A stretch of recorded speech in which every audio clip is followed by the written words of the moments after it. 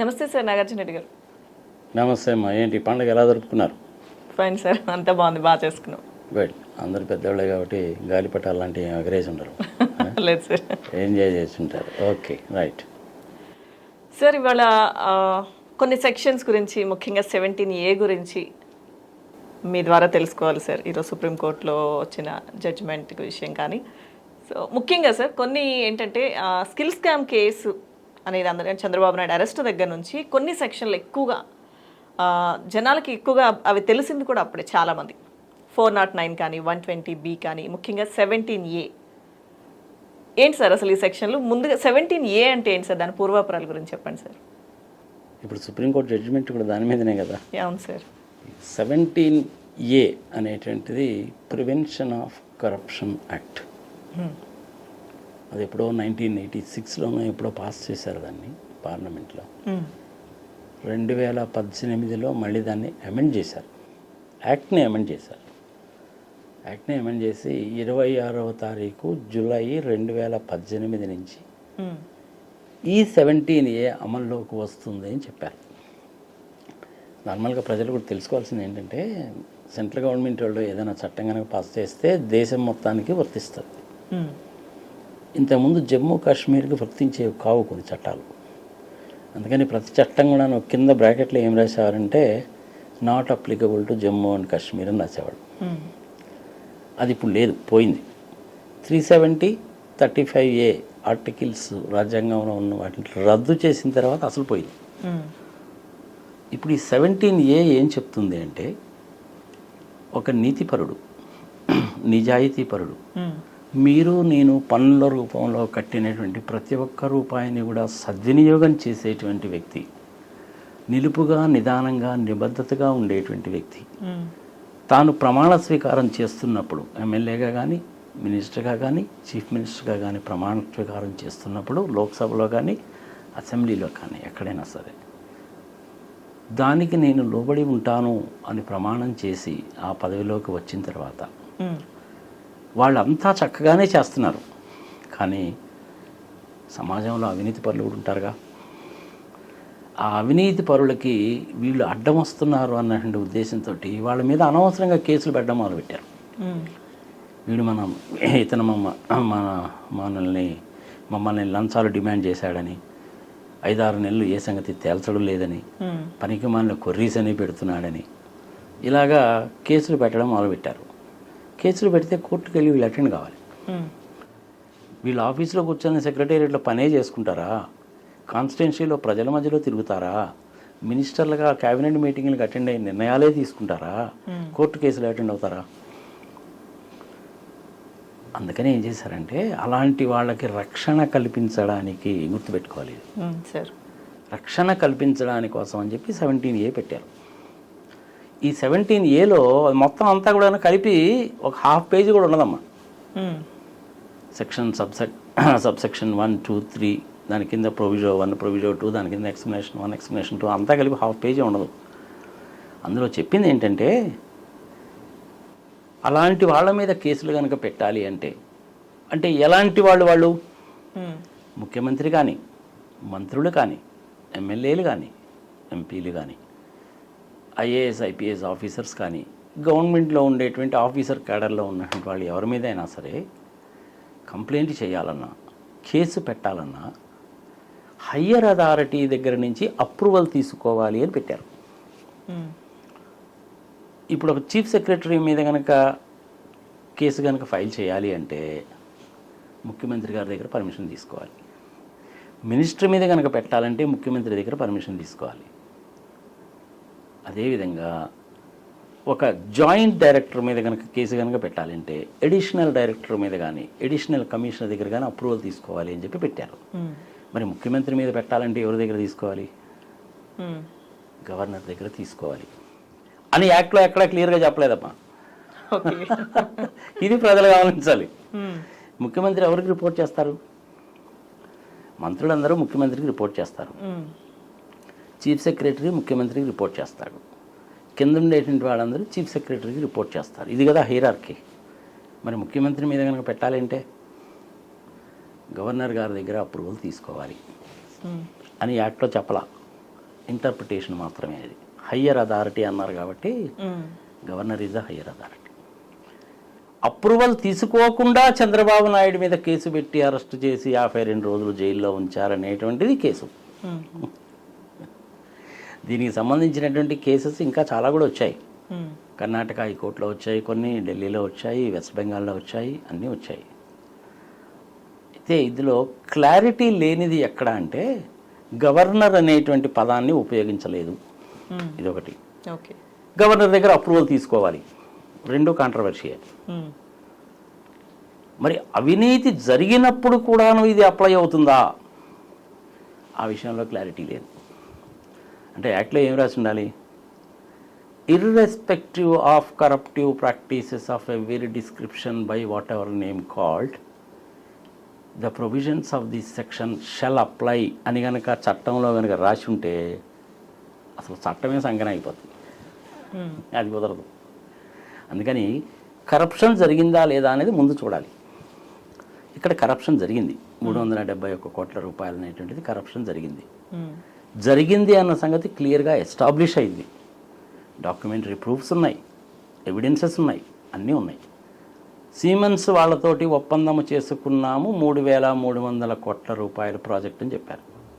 Siemens వాళ్ళు అసలు మాకు దీంతో సంబంధమే లేదు అన్నారు.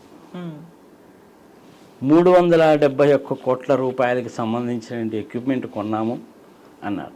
ఆ ఎక్విప్మెంట్ ఎక్కడుంది చూపించండి అని అడిగితే కొన్ని చోట్ల ఉంది, కొన్ని చోట్ల లేదు. తర్వాత ఏం చెప్పారంటే 3,000 కోట్ల రూపాయల సాఫ్ట్వేర్ ఇస్తామన్నారు సీమెన్స్ వాళ్ళు అని చెప్పారు. నేను సాఫ్ట్వేర్ కన్సల్టెంట్, నేను SAP business intelligence software consultant అంటే ప్రపంచం అంతా తిరిగినటువంటి 3,000 రూపాయల వర్త్ ఆఫ్ సాఫ్ట్వేర్ అనేటువంటిది ఎవరు ఇవ్వరు. అందులో ఏంటి, ఫ్రీగా ఎవరు ఇవ్వరు. ఎడ్యుకేషనల్ ఇన్స్టిట్యూషన్స్కి వాళ్ళకి డిస్కౌంట్లో ఇస్తారు కానీ ఫ్రీగా ఇవ్వరు. ఇక్కడ వాళ్ళు ఫ్రీగా ఇస్తున్నారు మాకు అని చెప్పారు. మేము అట్లాంటి పనులు ఏం చేయమండి బాబు అని చెప్పి సీమెన్స్ వాళ్ళు క్లియర్గా క్లారిఫై చేసేసారు. సో 371 crores అనేది శుభ్రంగా భోంచేసేసారు. మరి ఈ వ్యవహారం బయటికి ఎట్లా వచ్చింది, బాంబేలో ఉన్నటువంటి GST వాళ్ళు మొట్టమొదటిసారిగా దీన్ని బయటికి తీసుకొచ్చారు. వాళ్ళు ఏం చేశారంటే చాలా సబ్సిడరీ కంపెనీస్ పెట్టారు. ఒక్కొక్క కంపెనీకి ఒక్కొక్క రకమైన పని ఇచ్చేటట్టుగా కంపెనీలు పెట్టారు. ఆ కంపెనీలకి ఏంటంటే 40 లక్షలు కానీ అంతకంటే తక్కువ కానీ టర్న్ ఓవర్ కనుక ఉన్నట్లయితే GST రిటర్న్స్ కానీ అవి కానీ ఫైల్ చేసే పని ఉండదు. అట్లాంటి కంపెనీస్ పెట్టి 1 కోటి, 2 కోట్లు, 3 కోట్లు, 5 కోట్లు ఆ కంపెనీలకి ఇచ్చారు. వాళ్ళు GST రిటర్న్స్ ఫైల్ చేసుకున్నారు. GST రిటర్న్ కనుక ఫైల్ కనుక చేయాలంటే నీకు ఫామ్ 3 అనేటువంటిది ఒకటి చాలా బేసిక్ థింగ్ అనమాట. ఫామ్ 3B అంటారు. ఫామ్ 1, 2, 3B, 4, 5, 6, 7 అని GSTలో ఫామ్స్ ఉంటాయి. ఆ ఫామ్స్ ఫిలప్ చేసి వాళ్ళకి సబ్మిట్ చేయాలి. వాళ్ళకి సబ్మిట్ చేసినప్పుడు వాళ్ళకి తేడాలు కనపడుతున్నాయి. వీడు పలానోడి దగ్గర మెటీరియల్ కొన్నానన్నాడు, బాగానే ఉంది, వాడి GST నెంబర్ కనపడుతుంది. వీడు పలానోడికి ఇచ్చానన్నాడు, GST నెంబర్ వేసాడు, కానీ దానికి దీనికి వాల్యూలో తేడా ఉందే, ఇదొకటి. వీడు GST నెంబర్ లేకుండా ఉండేటువంటి వాడి దగ్గర కొన్నాడేంటి, ఇదేదో చూడాల్సిన విషయమే అని మొత్తం లాగారు బయటికి. తీగలాగితే డొంకంతా కదిలింది. దానికి సంబంధించినటువంటిది అవినీతి జరిగింది, ఇక్కడ అవకతవకలు చాలా జరిగాయి, దీని సంగతి ఏదో చూడండి అని GSTలో ఉండేటువంటి ఇన్వెస్టిగేషన్ డిపార్ట్మెంట్ వాళ్ళు 28వ తారీఖు ఫిబ్రవరి 2018 డేట్ గుర్తుపెట్టుకోవాలి. ఆ డేట్ని గవర్నమెంట్ ఆఫ్ ఆంధ్రప్రదేశ్కి ఇన్ఫామ్ చేశారు. ఓకే, ఈ ఎక్విప్మెంట్ అంతా కూడా స్కిల్ డెవలప్మెంట్ కార్పొరేషన్కి సబ్మిట్ చేశామన్నారు, ఇందులో అవకతవకలు చాలా జరిగాయి, దీని సంగతి ఏదో మీరు చూసుకోండి, ఇది మీకు సంబంధించిన కంపెనీ కదా అని ఇన్ఫామ్ చేశారు. ఎప్పుడు, ఫిబ్రవరి 2018లో. చంద్రబాబు నాయుడు గారుగా ఉన్నారు అప్పుడు. ఇవన్నీ నేను చాలా చూశాను లేవా, నన్ను ఎవడం పీకుతాడు ఈ దేశంలో, తీసి చెత్తపట్లు వేయండి అన్నాడు. పట్టించుకోలేదు. జగన్మోహన్ రెడ్డి ప్రభుత్వంలోకి వచ్చిన తర్వాత మొత్తం బయటికి తీశారు. ఇప్పుడు వీళ్ళ ఆర్గ్యుమెంట్ ఏంటంటే చంద్రబాబు నాయుడు గారిది, ఇది నాకు వర్తించదు, 17A అనేటువంటిది నాకు వర్తించదు, మీరు నన్ను అరెస్ట్ చేశారు కాబట్టి అరెస్ట్ కూడాను తప్పుడుగా చేశారు అనేటువంటిది వాళ్ళ ఆర్గ్యుమెంట్. మరి ఇటుపక్క గవర్నమెంట్ ఆర్గ్యుమెంట్ ఏంటంటే ఈ అవకతవకలు అనేటువంటిది ఫైనాన్షియల్ ఇయర్ 15-16 నుంచి కంటిన్యూస్గా జరిగాయి. 2018 ఫిబ్రవరిలో జిఎస్టీ వాళ్ళు గవర్నమెంట్కి ఇన్ఫామ్ చేశారు. గవర్నమెంట్ పట్టించుకోలేదు. కాబట్టి దీనికి సంబంధించినటువంటి వ్యవహారం అంతా కూడా గత 4 సంవత్సరాలుగా జరిగింది.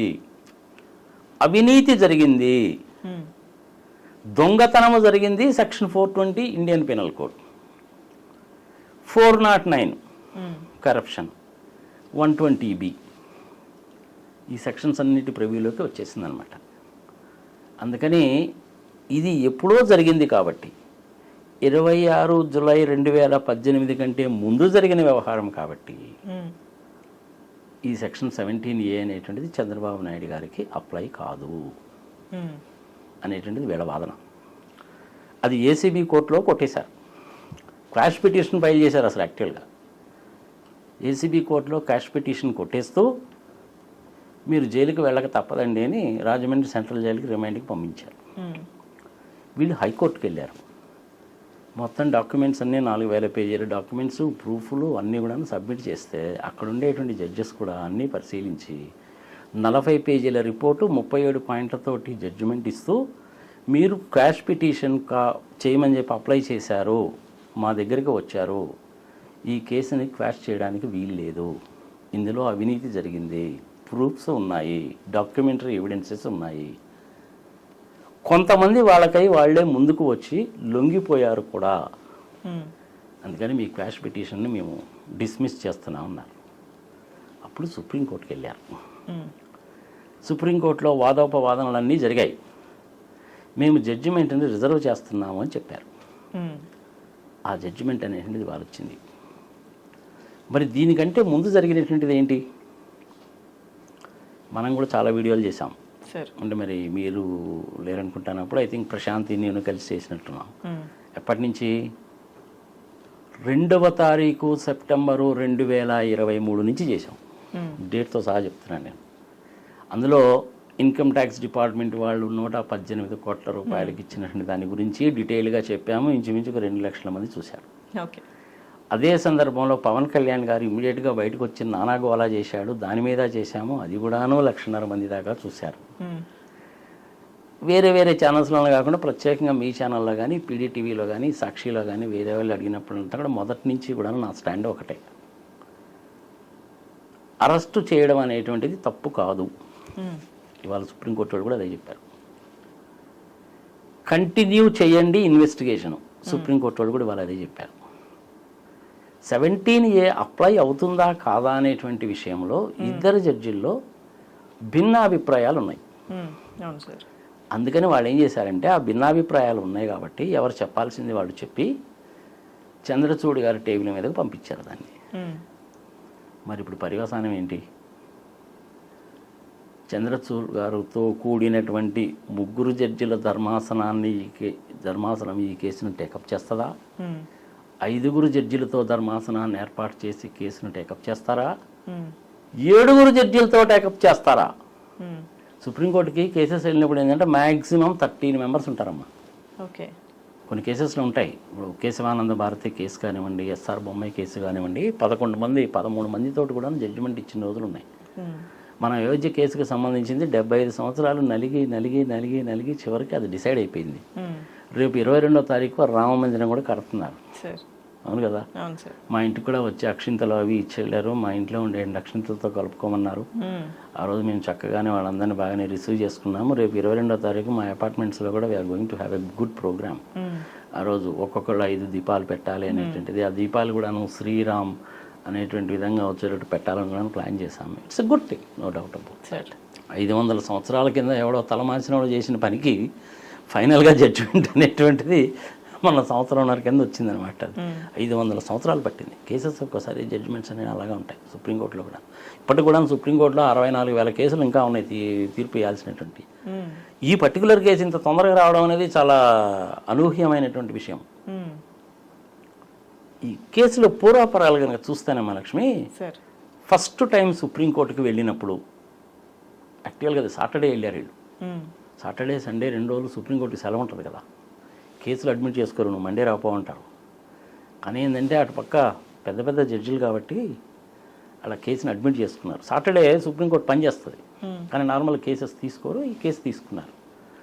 చంద్రచూడ్ గారిని మధ్యలో మన లుద్ర గారు కలిసినప్పుడు దీనికోసం అనవసరంగా నీకు కావాల్సింది ఏంటి, నీకు బెయిల్ కావాలి అంతే కదా, బెయిల్కి అప్లై చేసుకుంటూ వచ్చేది కదా, ఏంది 17 years అని డైరెక్ట్గానో ఇండైరెక్ట్గానో చిన్న హింట్ ఇచ్చి వదిలేశాడు ఆయన. ఓకే. దాని తర్వాత ఇద్దరు జడ్జిలతో కూడిన ధర్మాసనాన్ని వేశారు. వాళ్ళిద్దరు కూడాను కంప్లీట్గా హియరింగ్స్ అన్ని విన్నారు, జడ్జిమెంట్ని రిజర్వ్ చేశారు. ఇవాళ జడ్జిమెంట్ వచ్చింది. ఇది ఫైనల్ జడ్జిమెంటా? కాదు సార్. మరి ఫైనల్ జడ్జిమెంట్ ఎప్పుడు వస్తుంది? అదే సార్, ఇప్పుడు మీరు కొన్ని ఎగ్జాంపుల్స్ చెప్పారు. సో దీన్ని బట్టి వీటిని బట్టి చూసుకుంటే ఎప్పటికి వచ్చే అవకాశం ఉంటుంది సార్? మరి ముందు ఇంకా చెప్పలేము. ఎందుకంటే ఈ ఒక్క కేసే కాదు కదమ్మా.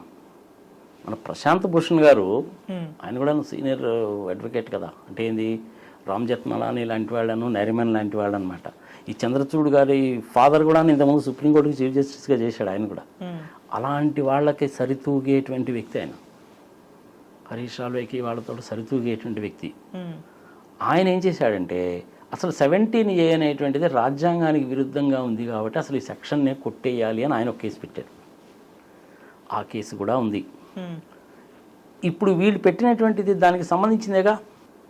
ఆయనేమో 17A అసలు రాజ్యాంగ విరుద్ధం అన్నాడు, వీళ్ళేమో 17A మాకు అప్లై కాదంటారు. ఇదే కదా సార్. సో అందుకని ఈ కేసును తీసుకెళ్ళి ఆ కేసుతోటి లింక్ చేసి 3 కానీ 5 కానీ మ్యాక్సిమం 7 కానీ కూడినటువంటి ధర్మాసనానికి రిఫర్ చేస్తారు. వాళ్ళు డిసైడ్ చేయాలి ఫైనల్గా. మరి ఆ డెసిషన్ ఎలా ఉంటుంది అంటే నాకు తెలిసినంత వరకు 17A అనేటువంటిది మంచి సెక్షనే. నీతిపరులు నిజాయితీ పరులు వాడిని ప్రొటెక్ట్ చేయడానికి ఇచ్చినటువంటి సెక్షన్. ఆ సెక్షన్ ఆల్టుగెదర్ రాజ్యాంగ విరుద్ధము రద్దు చేయాలి అని ప్రశాంత్ భూషణ్ గారు పెట్టినటువంటి కేసు వాదనకి ఒప్పుకొని నిజంగానే 17A తీసేశారనుకోండి, ఇక బాబు గారి విషయంలో ప్రాబ్లమే లేదు. ఆయన మళ్ళీ జైలుకి వెళ్ళాల్సిన పరిస్థితి వచ్చినా వస్తుంది. ఒకవేళ 17A అనేటువంటిది రాజ్యాంగ విరుద్ధం కాదు, కరెక్టే అని కనుక అనుకుంటే అప్పుడు 409, 420, 120B ఎనిహో ఉన్నాయి.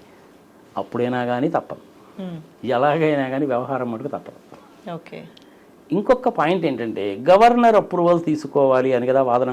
సార్ అదే సెక్షన్లో ఏం చెప్పారంటే కొన్ని అనివార్యమైనటువంటి పరిస్థితుల మూలకంగా గవర్నర్ గారి దగ్గర కానీ, చీఫ్ మినిస్టర్ దగ్గర కానీ, చీఫ్ సెక్రటరీ దగ్గర కానీ అప్రూవల్ తీసుకోకుండా కనుక ఇన్వెస్టిగేట్ చేసినట్లయితే అది అవినీతికి సంబంధించినటువంటి కేసు అయితే డాక్యుమెంటరీ ఎవిడెన్సెస్ ప్రూఫ్స్ కనుక ఉన్నట్లు కనుకైతే దానికి అప్లై కాదు. ఓకే. అటువంటి పరిస్థితుల్లో కూడాను 4 నెలలు టైం ఇచ్చారు తీసుకోవడానికి. ఎప్పుడైతే ఈ కేసు అనేటువంటిది ఏసీబీ కోర్టు దగ్గరకు వచ్చిందో వీళ్ళు మొదటి నుంచి వాదిస్తున్నటువంటి వాదన ఏంటి, గవర్నర్ గారు అప్రూవల్ లేదని కదా. ఎందుకైనా మంచిది అప్పుడు తీసుకోలేదేమో అనుకుంటారు, ఇప్పుడు ఆల్రెడీ తీసుకొని ఉండుంటారు. తీసుకున్నారా లేదన్న సంగతి మనకు తెలియదు. అక్కడ ఉన్నటువంటి గవర్నర్ ఏం సామాన్యమైన వ్యక్తి కాదుగా. ఆయన ఇంతకుముందు సుప్రీంకోర్టులో జడ్జిగా పనిచేసినటువంటి వాడే, ఆయనకి తెలుసు. ఈ కేసులో ముచ్చటగా కనుక చెప్పాలంటేనమ్మా దుర్గా, కరప్షన్ జరిగిన మాట వాస్తవము, ప్రజల సొమ్ము దుర్వినియోగం జరిగిన మాట వాస్తవము, శిక్షార్హుడు. గవర్నర్ గారి అప్రూవల్ లేదు అనేటువంటిది సిల్లీ రీజన్. సుప్రీంకోర్టు వాళ్ళు కూడాను వాళ్ళ వాదోపవాదనలు వినేటప్పుడు ఆ జడ్జెస్ కూడా అదే రైజ్ చేశారు. గవర్నర్ అప్రూవల్ లేదు, అరెస్ట్ చేశారు, క్వాష్ చేసేయండి అంటారు మీరు. కరప్షన్ జరిగిందని చెప్పి క్లియర్గా తెలుస్తుంటే కరప్షన్ చేసిన వ్యక్తిని వదిలేయాలా అని ఆ జడ్జిలే అడిగారు. గవర్నర్ అప్రూవల్ లేకపోతే 4 నెలల్లో తీసుకుంటారండి అని వాళ్ళే చెప్పారు. ఇప్పుడు జడ్జిమెంట్ వాదోపవాదనలు జరుగుతున్నప్పుడు వాళ్ళే హింట్స్ ఇచ్చారు already. That it self is more than sufficient. ఇంకేం కావాలి అంతకంటే? అంటే వ్యవహారం అనేది అప్పుడే తేలిపోయింది, రిజర్వ్లో పెట్టారు అంతే. That's all. ఓకే. నార్మల్గా ఇలాంటి వాటిలో ఏం చేస్తారంటే అయోధ్య విషయమే తీసుకుందాము. వాదోపవాదనలు అన్నీ అయిపోయిన తర్వాత ఇక మేము ఎటువంటి వాదనలు ఎవరి పక్షంలో కూడా వినము, ఒక్క 3 రోజులు టైం ఇస్తున్నాము, మీరు ఏదైనా చెప్పదలుచుకుంటే రైటింగ్లో ఇవ్వండి అంటారు. అది కూడా చాలా రేర్ కేసెస్లో ఇస్తారమ్మా. అయోధ్య కేసులో అదే జరిగింది. ఇక్కడ ఈ కేసులో ఏంటంటే ఆ ఆప్షన్ కూడా ఇవ్వలేదు. వాదోపవాదనలు ముగిసిపోయాయి, జడ్జిమెంట్ని రిజర్వ్ చేసి పెడతాము, మేము వెల్లడిస్తాము అన్నారు. అదే ఈరోజు జడ్జిమెంట్ వచ్చింది. సార్ ఈరోజు వచ్చిన దానిలో కేంద్ర ప్రభుత్వ కేంద్రం జోక్యం అసలు ఏమన్నా ఉందా సార్? ఏందమ్మా మీరు కూడా మరి తెలియని వాళ్ళగా అడుగుతారు, నాకు అర్థం కాదు. ఎవడో కోన్కిస్గా గొట్టంగా అడిగినట్టు అడుగుతారు. అది మీరు కూడా అలాగే కాస్త కోస్త ఇన్ఫర్మేషన్ గ్యాదర్ చేస్తారు, మీ దగ్గర కూడా ఇన్ఫర్మేషన్ ఉంటుంది. కేంద్ర ప్రభుత్వానికి దీనికి ఏం సంబంధం ఉంటుందమ్మా? అంటే మోడీకి, అమిత్ షాకి వీళ్ళందరికీ ఏం పని పట్టలేదా ఏంది? సుప్రీంకోర్టులో వచ్చే ఇట్లాంటి కేసెస్ నుంచి పైనుంచి కింద వరకు చదివి మీరు ఏ విధంగా చెప్పండి అని చెప్పి జడ్జీలకు చెప్తారా? వాళ్ళు చెప్పినా కానీ జడ్జీలు వెంటనే తెలిసిన ఫస్ట్ ఆఫ్ ఆల్ జోక్యం చేసుకోరు అసలు.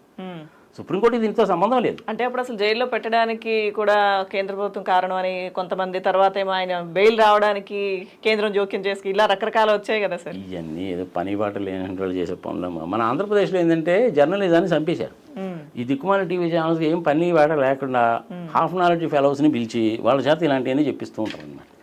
అంతేగాని అసలు సుప్రీంకోర్టు వ్యవహారానికి కేంద్రం జోక్యానికి సంబంధం ఉండదు కదా, ఎటువంటి సంబంధం ఉండదు. They don't interfere into these kind of things. కేంద్ర ప్రభుత్వం వాళ్ళు ఇంటర్ఫియర్ ఎప్పుడు అవుతారంటే కేసులు తొందరగా పరిష్కరించండి, ప్రజలు ఇబ్బంది పడుతున్నారని ఒక మాట చెప్తే చెప్తారు. అది ఎవరికి? చీఫ్ జస్టిస్కి చెప్తారు, లేదంటే జడ్జెస్ అందరినీ పిలిచి ఒక మీటింగ్ పెట్టి చెప్తారు. అది కూడా ఎవరు చెప్తారు?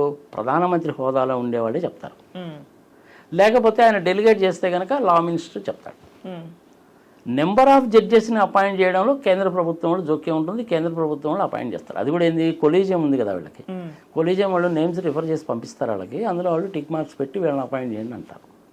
అది హైకోర్టులో కానీ సుప్రీంకోర్టులో కానీ. అంతవరకు మాత్రం కేంద్ర ప్రభుత్వం జోక్యం చేసుకుంటుంది, కానీ మిగిలిన విషయాల్లో కేంద్ర ప్రభుత్వం కానీ రాష్ట్ర ప్రభుత్వాలు కానీ ఎప్పుడూ జోక్యం చేసుకుంటారు. సరే, ఇక అంటే 17A గురించి మీరు చెప్పారు ఇప్పటి వరకు. సో చంద్రబాబు నాయుడు మీద ఉన్న మిగతా కేసులకు సంబంధించి, అంటే ఆ కేసుల విషయంలో మీ ఉద్దేశం ఏంటి సార్?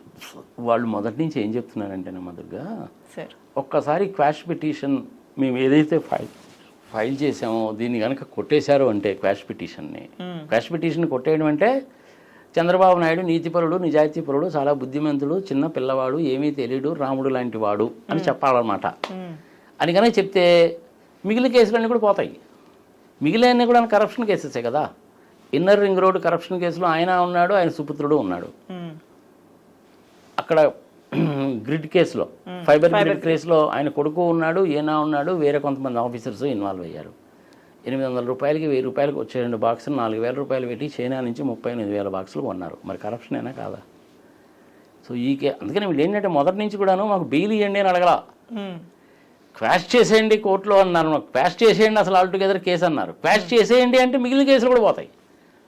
అందుకని అటు హైకోర్టు వాళ్ళు కానీ ఇటు సుప్రీంకోర్టు వాళ్ళు కానీ ఏం చెప్పారంటే అవినీతి జరిగినటువంటి వ్యక్తిని వదిలేయమంటారా, అవినీతి జరిగింది అని తెలిసిన తర్వాత వదిలేయమంటారా, అవినీతి జరగలేదు అని చెప్పి మీరు ప్రూవ్ చేయగలరా అని అడిగారు.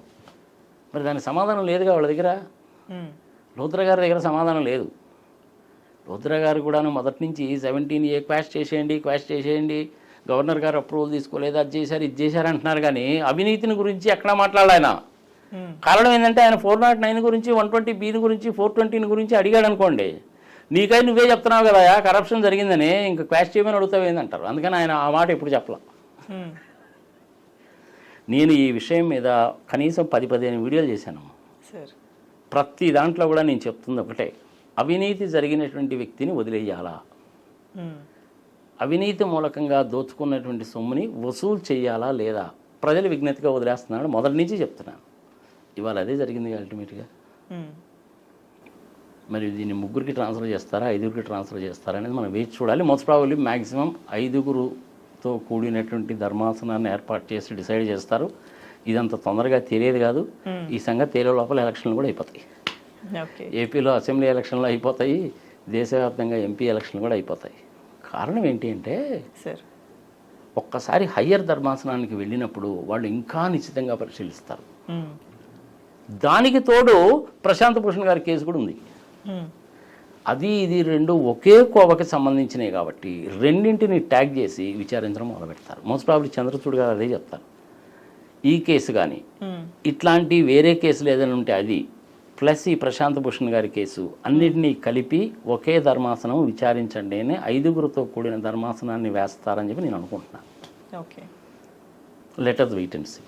కేంద్ర ప్రభుత్వానికి మటుకు ఎటువంటి సంబంధం ఉండదు. దయచేసి మోడీ గారిని, అమిత్ షా గారిని మటుకు తిట్టుకోవాకండి. ఎవరిని తిట్టాల్సిన పని లేదు, దిక్కుమాలిన కామెంట్స్ పెట్టాల్సిన పని లేదు. నేను దీని మీద చేసిన వీడియోస్ ఉన్నాయి, ఆ లింక్స్ కూడా మీ దగ్గరే ఉంటాయి. ఆ లింక్స్ కూడా పెట్టండి, ఒక 3-4 ఉంటాయి. చాలా డీటెయిల్గా చేశాను. ఒకటైతే కనీసం 1,00,000 మంది చూసినట్టున్నారు. ఆ లింక్స్ పెట్టండి, ప్రజలకు మంచి అవగాహన వస్తుంది. 17A అనేటువంటిది సెక్షన్ అనేటువంటిది మంచిదే, కానీ దాన్ని దుర్వినియోగం చేశారు.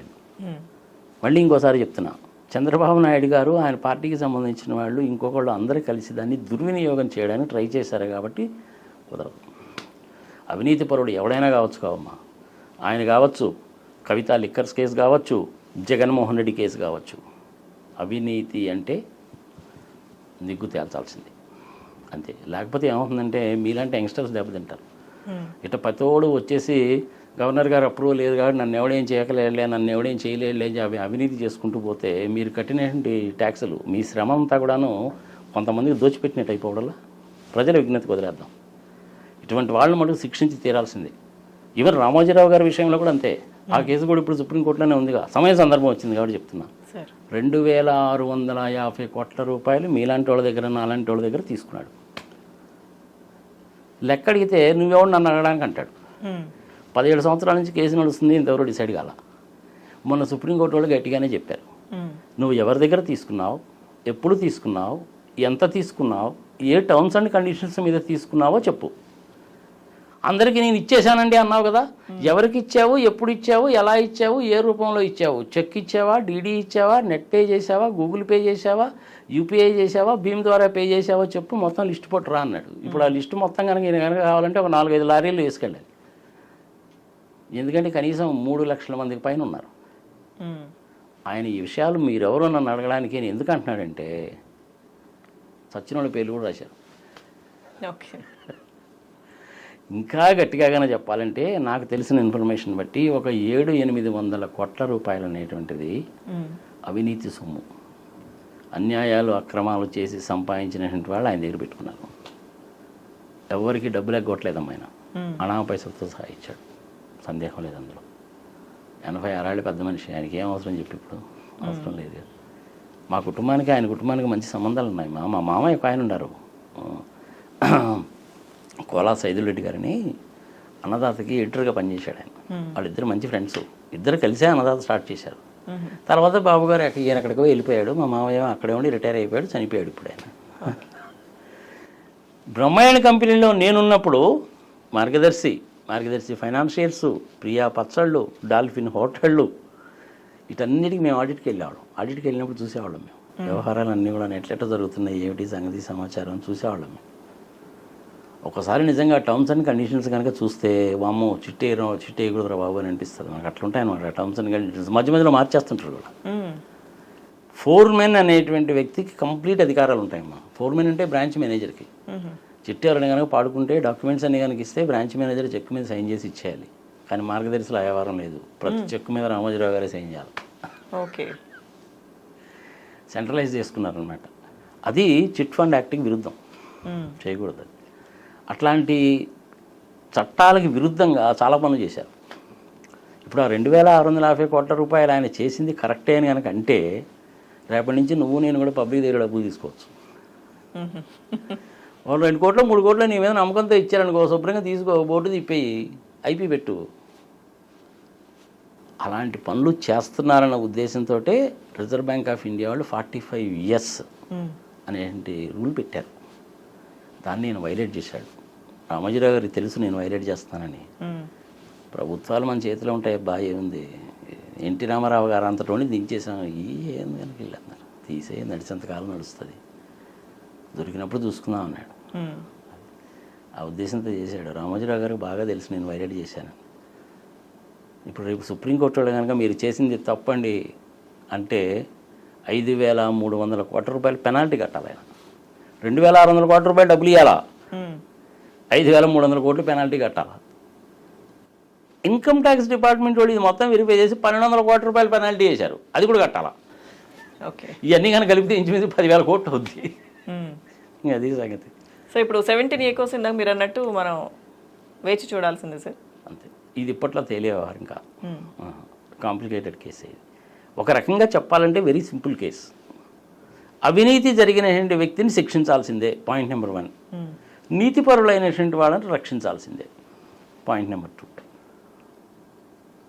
చంద్రబాబు నాయుడు గారు చేసినటువంటిది అవినీతి అన్న సంగతి క్లియర్లీ ఎస్టాబ్లిష్. అలాంటప్పుడు నీకు ఈ 17A అనేటువంటిది అప్లై కాదు. ఓకే, 26 జూలైకి నుంచి కదా అది వచ్చింది. సార్ కానీ ఈ వ్యవహారం అంతా అంతకు ముందే కదా జరిగింది. గవర్నర్ అప్రూవల్ తీసుకోలేదన్నారు, ఈ పాటికి తీసి పెట్టుకున్నారేమో, నీకు నాకు తెలియదు. అది ఎవరు చెప్పాలా? గవర్నర్ గారైనా చెప్పాలా. గవర్నర్ గారు అంటే ఎనీహో చెప్పరు కాబట్టి ఆయన నుండి పిఏ చెప్పాలి, కాన్ఫిడెన్షియల్ ఇన్ఫర్మేషన్ కాబట్టి బయటికి రాదు. నాకు తెలిసినంతవరకు ఈ పాటికి అప్రూవల్ తీసుకొని ఉంటారు. Okay okay sir, thank you sir, thank you.